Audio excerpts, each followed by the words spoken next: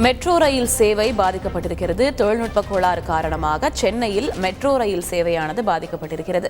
இதுகுறித்த கூடுதல் தகவலை எமது செய்தியாளர் தாய்மானவன் வழங்கிட கேட்கலாம். தாய்மானவன், வணக்கம்.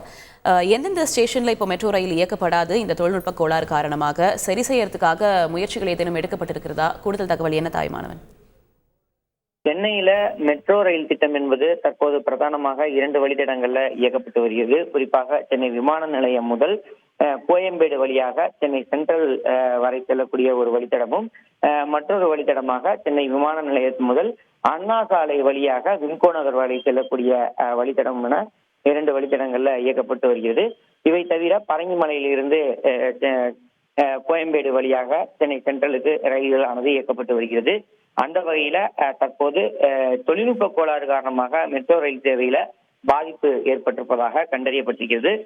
குறிப்பாக சென்னை விமான நிலையம் முதல் அண்ணா சாலை வழியாக விம்கோ நகர் வரை இயக்கப்படக்கூடிய மெட்ரோ ரயில் சேவையில தான் அந்த தொழில்நுட்ப கோளாறு என்பது கண்டறியப்பட்டிருக்கிறது.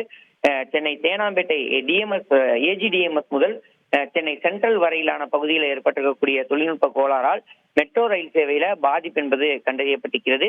தொழில்நுட்ப கோளாறு காரணமாக AGDMS மற்றும் புரட்சித் தலைவர் doctor MG Ramachandran Chennai central metro rail நிலையத்திற்கு இடையே அந்த ரயில் சேவை என்பது தற்காலிகமாக நிறுத்தப்பட்டிருப்பதாக மெட்ரோ ரயில் நிர்வாகத்தின் சார்பில் அதிகாரப்பூர்வ அறிவிப்பு என்பது வெளியிடப்பட்டிருக்கிறது.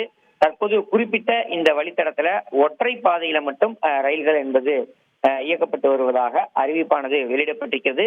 தொடர்ந்து இந்த தொழில்நுட்ப கோளாறை சரி செய்யக்கூடிய பணிகள்ல வல்லுநர்கள் குழு பணியில் ஈடுபட்டு வருவதாகவும் விரைவில் அந்த பணி என்பது நிறைவு பெறும் என மெட்ரோ ரயில் நிர்வாகத்தின் சார்பில் தகவல் என்பது வெளியாகி இருக்கிறது. கூடுதல் தகவலுக்கு நன்றி தாய்மானவன்.